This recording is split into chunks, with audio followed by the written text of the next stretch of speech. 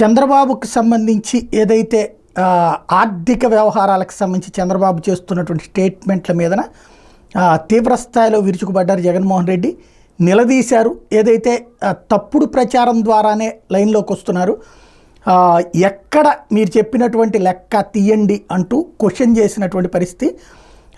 ఏదైతే రాష్ట్రం పురోగతి వైపు వెళ్తోందా, రివర్స్లో వెళ్తోందా అంటూ తాజాగా తన ప్రెస్ మీట్ ద్వారా నిలదీశారు. అదేంటి ఒకసారి చూద్దాం. రాష్ట్రంలో ఈరోజు దాదాపుగా 52 రోజులు ఎన్నికల ఫలితాలు వచ్చాయి.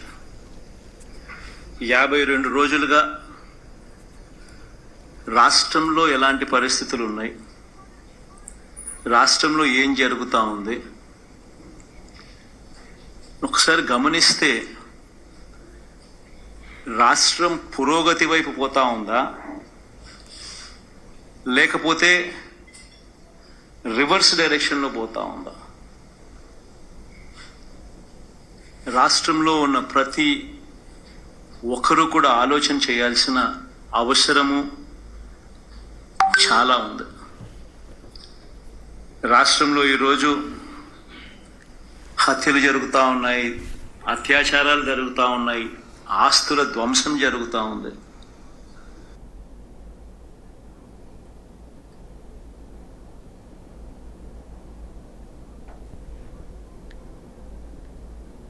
ఇది ఓవరాల్గా విమర్శల పాత్ర పెంచుకొచ్చారు. ఏదైతే శ్వేతపత్రాల ఇంపాక్ట్ అనుకుంటేది.